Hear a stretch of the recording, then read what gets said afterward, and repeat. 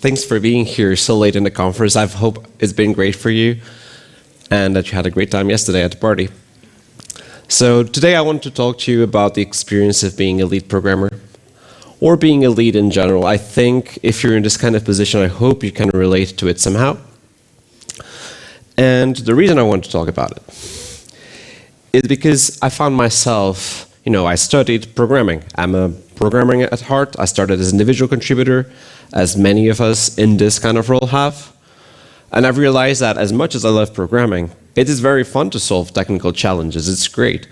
And it hits always special when you solve a particularly complicated challenge. You're very proud about it. But I realized that I also really like learning. And as time and time went, and the more experience you get, you realize that it starts being diminishing returns how much you get out of it. You start seeing the same problems, the same challenges. That's why you're good at it. You know how to solve them. It's great. But you kind of want, or I started to want some more. And I realized that there was a whole dimension to explore, which is about how to deal and connect with people. It was something that I really did not know too much about. What it would be like to manage, to be like to be in front of a team. And there is a whole dimension to learn. And every team is different, every individual is different. Even if you're a very good manager, you might have your strategies, your techniques, but I firmly believe there's a much bigger curve for you to excel at. And therefore, for me, it made a lot of sense that I'd be in this position where I could explore both dimensions at the same time, but especially develop myself on the people manager side. So what brought me here? I'm originally from Porto, up north, and I started my career working in Lisbon as a mobile developer, which brought me to Germany, to Berlin, where I started my career in games as a mobile game developer. That brought me further into HD games, so PC and consoles. Then up north to Malmö, Sweden, where I worked at Tarsier and Massive at Ubisoft. And in both those roles, I've worked as a lead programmer and Little Nightmares 2 and Star Wars Outlaws. And a couple of months ago, I've actually started working at Studio Ellipsis, which is a Fun Plus studio, as a technical director.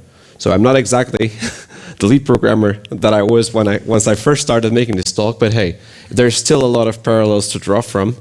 And it is still a position where you effectively have to manage people and tech. So here I am, back in Lisbon, in my home country, 11 years later, to talk to you about lead programming. So I believe the main question I get asked, and I talk to peers all about it, is what is the ideal split between programming and managing, or insert whatever is your individual contributor specialty. This gets asked in interviews, and I just get to try to answer this all the time. So this is what I've been trying to answer throughout the presentation. So my challenge to you would be, you probably have an idea in your mind what's the answer to this. If you don't, I invite you to maybe write on a piece of paper, or if you do have phones, to maybe take some note as to what to believe would be the ideal split, and we can compare our notes in the end. All right. So before we get started, I want to get us to accept some things here. And one of the things would be, there is no programming. So what is that about? What are the responsibilities of a lead programmer then? Is there really no programming? So for starters, as I've been hinting, and then one of the most important things is people management. That's going to be your bread and butter. You're going to have HR responsibilities. Your company has appointed you into this position because you have responsibilities towards the company and towards the team. You're supposed to provide guidance and mentorship to your team members. They are to grow. You are to build a team to make the team better. And you're also in this position likely because you were a very good individual contributor, which doesn't necessarily make you a good lead, but it can help you providing the guidance, technical guidance that they need, provided that you let them do their work and you don't do their work for them. As I've already touched upon, you're representative of your team towards other entities such as production and the rest of the company. But conversely, you also have to represent those entities, the company and production, to the team. So you have actually dual representation here. And it is important not to forget that you owe this to both parties. Also, as a manager, anywhere you're expected to retain your team and to grow your team, like through hiring. It's one of the basic KPIs of a manager. It is how well you can, or for how long you can retain your team. Because if your team composition changes, essentially, a lot of it you'll have to start over. And finally, there is a technical oversight. You're still responsible for your team's output, and you'll be always on the line for that. So you still have to guarantee that whatever your output of your team is still very good. And I'll leave you with some more, or many more, of the responsibilities that I've had, or surely other leads have had at a different point, just to hint that depending on where you're working, depending on your company size, it can vary quite a lot what you do, and you might have to take way more hats than you would be imagining, normally because the role definition is very diffuse, and you generally grow into what needs to be done. So as you probably have surmised by all you have seen so far, we can accept that there is actually some programming. And why is some programming also important? One of the main, in order to build a team, in order to have team members, talk to them, relate to them, as with any relationship, you have to build trust.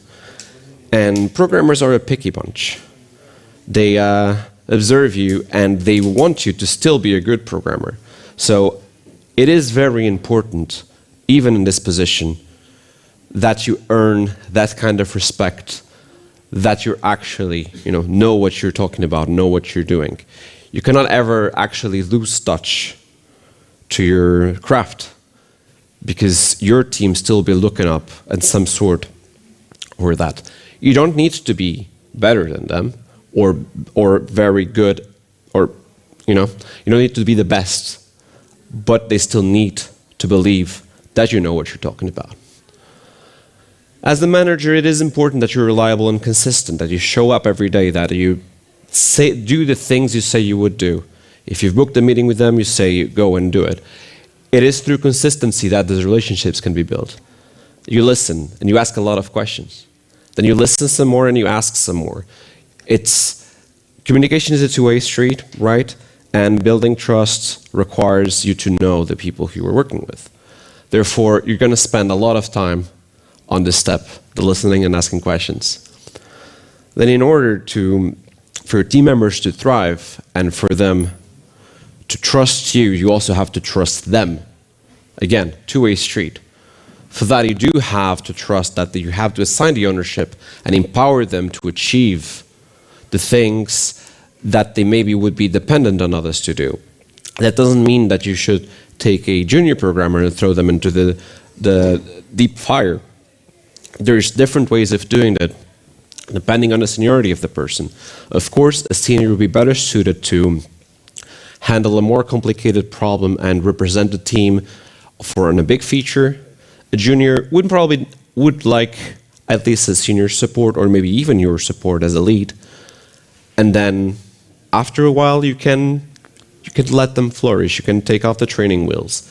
But different is a good reminder that everybody needs to have the ownership, everybody needs to be empowered, but the support that you need to provide is different for each.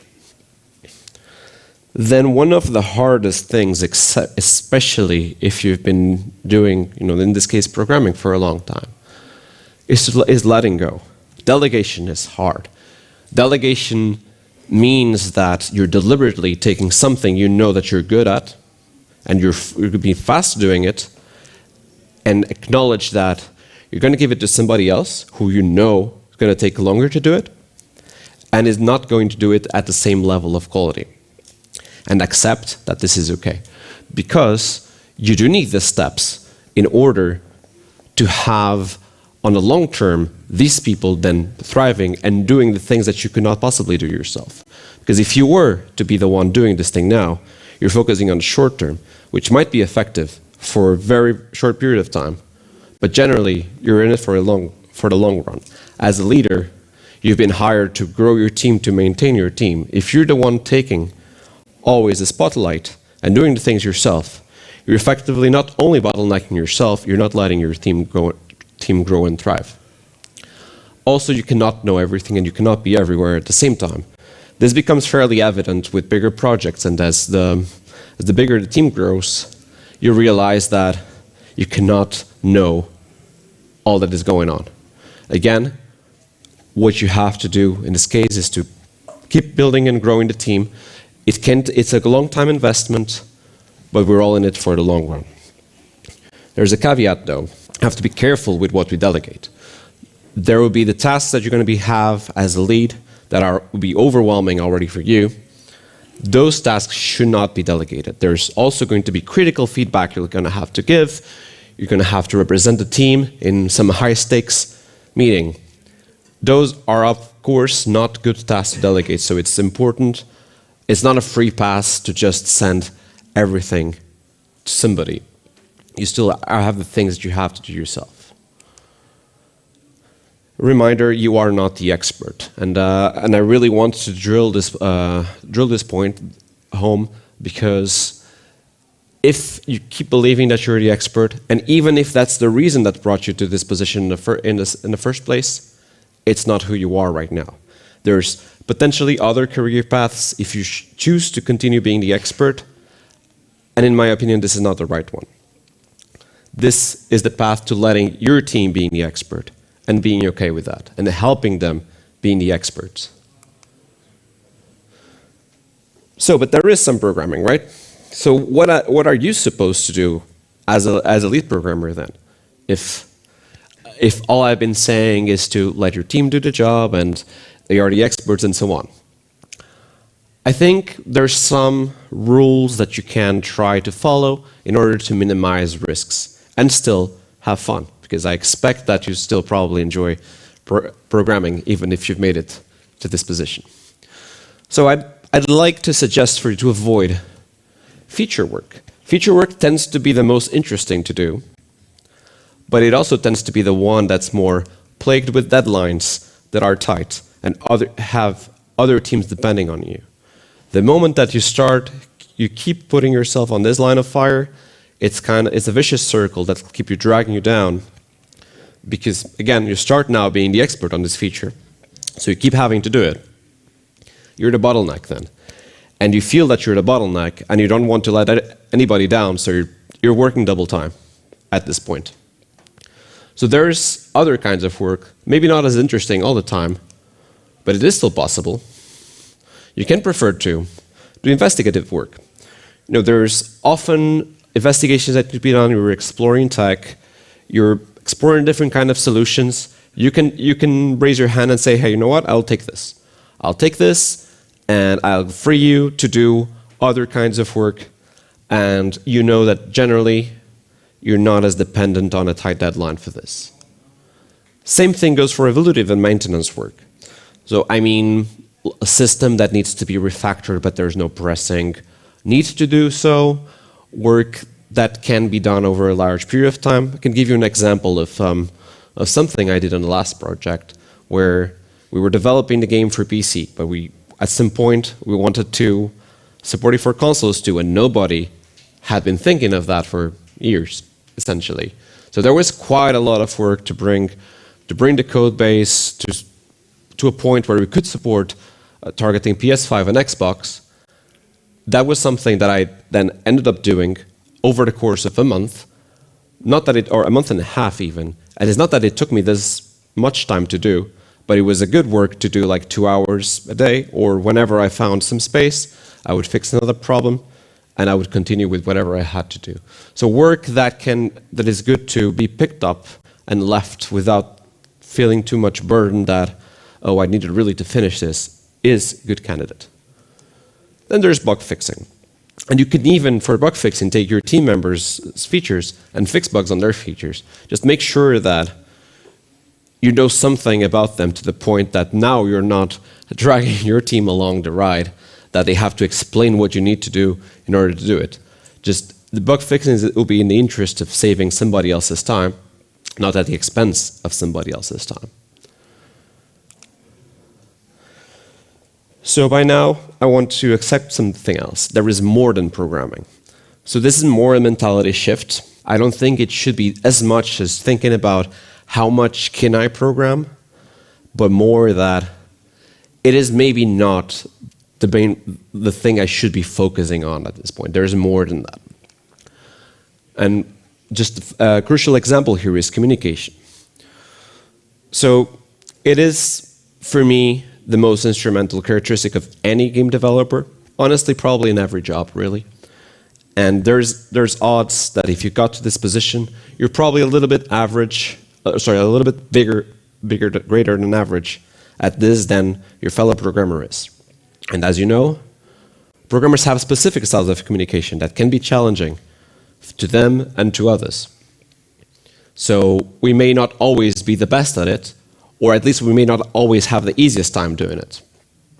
But one point I want to drive home here, after talking with other potential interested candidates for this position, is that you do not need to be an extrovert to be good at in this role. And that might sound like a little weird, but it's often not about who speaks the loudest. It's about how do you communicate, how do you prefer to communicate with others so that you drive your point across. We've all been in meetings where people talk loud, and sometimes you feel like you have to talk louder than these people to be heard. But that's not necessarily the case. There's very other effective ways of communicating. You can write very good emails, you can talk to these people in other kinds of ways that are not just a meeting with a lot of people, and they can still be very effective leaders. And again, you do have to listen more than you speak. If you're speaking a lot in a meeting, you're generally not listening. So it is still important that not just that you listen to your team members individually, but also in bigger groups communication that you do listen more than you speak and ask questions, right? Other very important thing, in order for your team members to take better decisions on their day-to-day job, they need to be provided some context as to why they're doing it, which in turn gives them purpose. That doesn't mean that you just should dump all the information you know, because you will have much more information they do have. And even in the interest of being transparent, there's a balance to strike. If you just tell them all that you know, then suddenly you're burdening them with a weight of information that they now have to carry that will most likely hinder them and slow them down. So it is up to you here really to know what you want to share and what you don't want to share, or rather hold back. And of course, if they want to know, they should know. But really here is about giving them the information so that they can make better informed decisions on their day-to-day. Whole weekly one-on-ones. This is a suggestion. The reason I suggest this is people like to have dedicated time to them, and it is good for you to have a touch point with them. I found this to be the most consistent and the tool in the box that works the best, because one, you do have to show up all the time. They know that in a week you have an undivided time of their attention for them, which can be hard on a lead's life to sometimes feel like you have time for your team. It's refreshing to know at this time in the week you're going to have time for this person. And sometimes you're going to have to cancel. It is okay. Then you're still going to talk the next week. It's not that bad. Compare that to bi-weekly one-on-ones. If you have to cancel one, then you go through a whole month without potentially talking to this person. Then it doesn't look so good, does it? One of the hardest aspects is that you do really have to solve conflicts as soon as you can. It is something that festers very quickly. It impacts your culture and cannot be solved if left unchecked for too long. And arguably, this is really one of the hardest aspects to confront, but you really can't let this slide. And finally, give timely feedback to your team members. The timely here is important, and it's not just constructive feedback or negative feedback, it's also give them good feedback. If they did something good, just go ahead and tell them they did something great. Tell them you did something great in front of everybody. In fact, giving feedback is a muscle. You can train this. The more you do it, the better you get at it. And you really need to get good at it, because at some point you're going to have to deliver that critical feedback, and you want to have it ingrained how to do it, good and bad. It's a muscle that anybody can develop, really. And I'd like to, if this works, suggest as an exercise that you actually take the time of your day to go out of your way to catch someone doing something great and praise them. You'll find that you'll have an easier time doing so when you're looking for it. So it would be amiss of me not to mention mental health on a lead presentation. It is a hard job, and you talk to a lot of people who, have complicated days, and so do you. And here I really want to ask, before I move along, have you ever been in contact with somebody that experienced burnout or have experienced burnout yourself? And if it's not too much to ask, please raise your hand. All right, so that's a lot of people in the room. And this is why I want to look back to my original point of the split. I've touched briefly that if you start programming too much, then it's a vicious circle where now you have to do it. That's normally because you have a job that you cannot postpone, which is leading your team. And that when you find yourself trying to do the programming, you can only start doing it after everybody leaves. That's like 5 p.m. or 6 p.m. So you kind of feel where this is leading, right? So if you want to program for 4 hours in a day, then you're done at 10 p.m. kind of thing. This cycle repeats itself. And overworking is a sure sign of mental health degradation, or will be. And another problem is that you cannot identify your own red flags as a lead before things go south. I have seen this also very often, that it takes, sadly, going very deep down a hole to actually figure out that you're there. And it's not only that, it's because it's not just about yourself. You're also responsible for your team's mental health. So while normally it is easier to spot this on others, it's harder if you're yourself deep down in this pit. And you have to remind yourself that your team's mental health is also one of your primary responsibilities.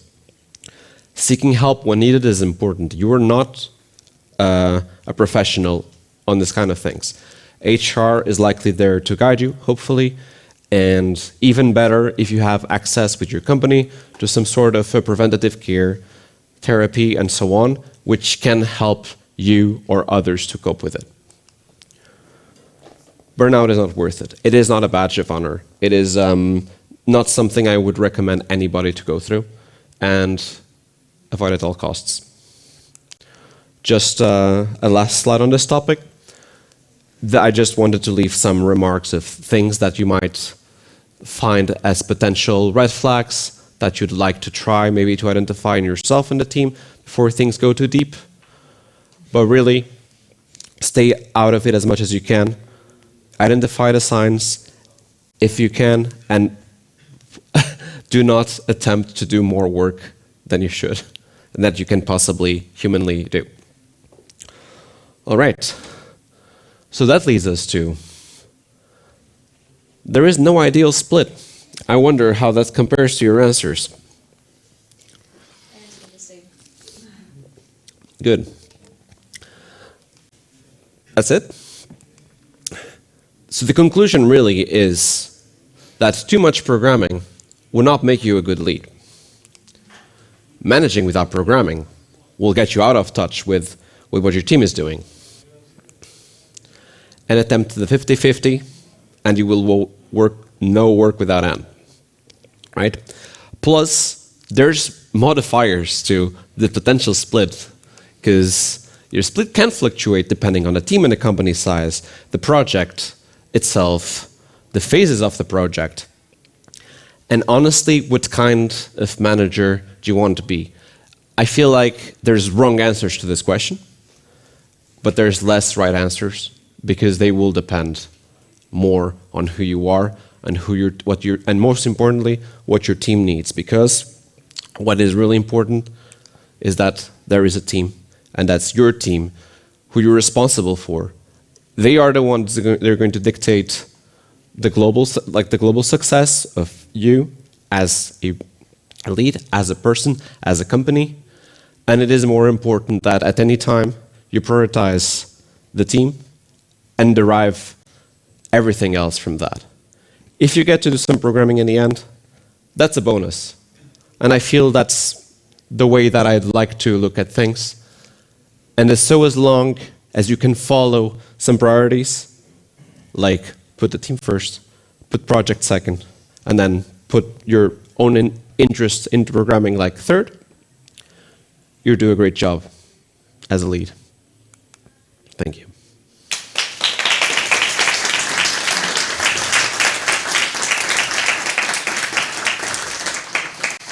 Thank you very, very much. That was a very touching talk. I cried a little bit. Thank you. You have any questions here? Please. Thank you. First of all, thank you for this talk. It was very interesting. And I can guess that 11 years ago you started as a junior programmer or something like that. At the moment you are a technical director. Mm-hmm. Yeah. And my question is, at which point on this way during your career you was most happy? That's a very interesting question. I think it's depended mostly on the teams that I worked with and the projects I worked with. Even at the same company, I've been, like happier and sadder. I mean, that's actually the normal flow of going into a job and leaving a job. And I'd say that just even my last company, the thing that gave me the most joy was working with that team. It was actually, for me, one of the biggest reaffirmations I've had as a lead programmer was working with such a good team that gave me just a lot of pleasure to go to work each day and knowing that this is the team I'm working with, this is the game we're building, and we're doing it together. That overrode the importance of the project for me. And conversely, I have also been very interested when I started my career as programmer, with the tasks that I was doing, I'm importing a whole engine, I'm going deep into it, and that's super fun. So I've had fun doing different kinds of things. I've had not a lot of fun, hitting the wall and overworking for a long time, and things not working the way that they were supposed to, and having company closures and stuff like that. Most importantly, it was always about the team and the project and seeing results, not too much about my own responsibilities about it. No. Any other questions? Yeah. Thanks for the talk and all the insights. It was really great to listen to. You talked about delegation and to let it go. Can you maybe elaborate on how to actually do that? And maybe since you've also been a lead programmer or a technical director in different environments, how do you do that in a new environment when you don't know the team, when you don't know the people you're going to work with? Thank you. That's a great question, because it is quite different. There's different experiences to be promoted to a lead of a team that you already know and to come into a lead of a brand new team. Actually, that was the case for me at Ubisoft. Into this team that I mentioned, I came directly to it as a lead programmer, and I didn't know anybody. I'd like then to harken back to the trust part, because it's still the main thing you have to build with your team. We were working also during COVID times, so we wanted to double down on getting to know each other, and as much as we could, back then, actually, my team was pretty skeptical on when I said, hey, you know what, let's do weekly one-on-ones. Oh, but we have had bi-weekly all our career. Let's try this. And if you don't like this, we can change it whenever you want it. 3 years in, nobody, and I've asked this multiple times, nobody has ever wanted to change that back. So that was, again, just a tool or a way to get to connect to people with more often. And in order to get to the delegation part, you have to go through the trust process first. And you have to be patient. It does take time. And you have to then be able to figure out who your team members are, what they need, what they're better at. Are they more independent? Will they thrive or not? And then gauge how much support do you need for each of them. And it is an individual consideration. So it's hard to say, that's why this is an interesting and both challenging role, because different people will have different needs, and you have to think about each individual in this way. Because if you try to apply like a blanket rule, it might work for some people, but it will invariably fail at some point. Thanks.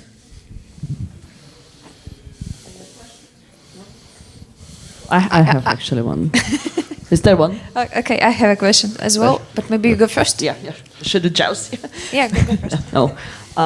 Yeah, as I said, it was a very, very interesting, very personal talk for me, because I'm also like a lead of the team. I'm not a programmer, but I have people who are working for me, and we're mostly working with outsourcers. And my question is, you mentioned that how important it is to have like one-on-ones with your team. Have you ever had any experience of working with outsourcers who are not working with you like all the time, but you still care about their mental health like from time to time? How would you like ping people to make sure that they're okay if you don't work with them at this point, but you might be working again? It's like a month or two. So I'll say it's definitely easier to get to know the person. Things become easier. And if it's possible, I think it helps any outsourcing team getting to know each other at some point. Even just once, like put a face and the body to the name. That helps you to develop some sort of human connection that is not very easy to establish if you've never met them. So I'd say that this is the ground level. If at some point you're able to meet them, that allows you to forge a different kind of connection. And no, I have not had this experience. The closest I've had to it was, managing a team remotely during COVID. But then eventually, it was always temporary. So I'd still try to do the same, right? It's even if you never really get to see them that often, the principles are still the same. Checking in with them, and even if it's harder to see them and forge the team connection, it's still you can do it with an individual. I would say the biggest challenge from what my experience with remote teams is finding a whole team spirit and team energy and culture, because it's harder for the team to come together unless they know each other for a very long time. I feel that's the harder part. Hope I answered your question. Thank you very much. Yes. I also have a question. In your opinion, in your experience, how do you think, what is the point for the professional to become a leader? Like, there may be a really good programmer working in a team. At what point this programmer, or like, I'm an artist, I ask for myself, at what point this professional, this worker, may become a lead? What should he or she do? Or like, this is a question about the team, like if the person works and gets promoted.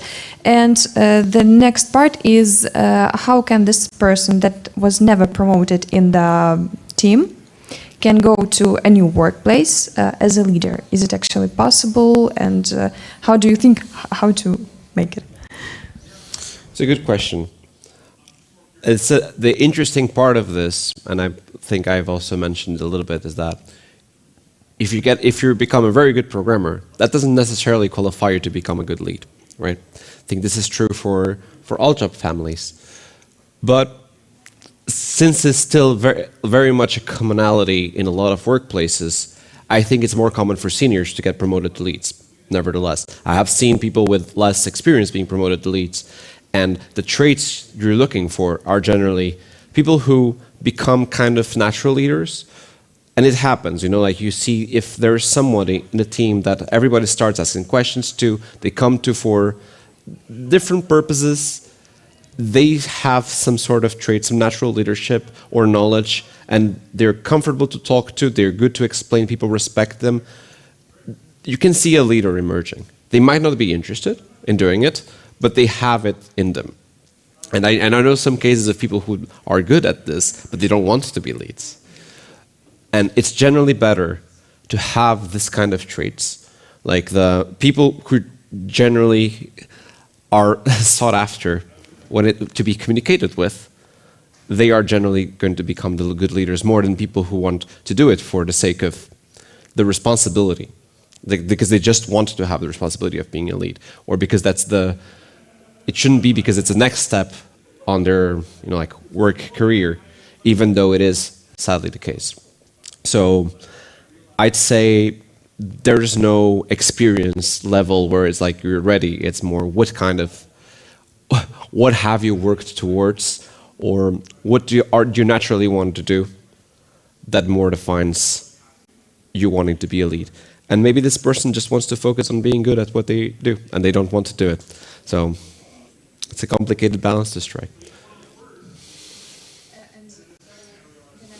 Is like if this person like they used to work as a programmer or whatever, and goes to a new workplace for a lead position,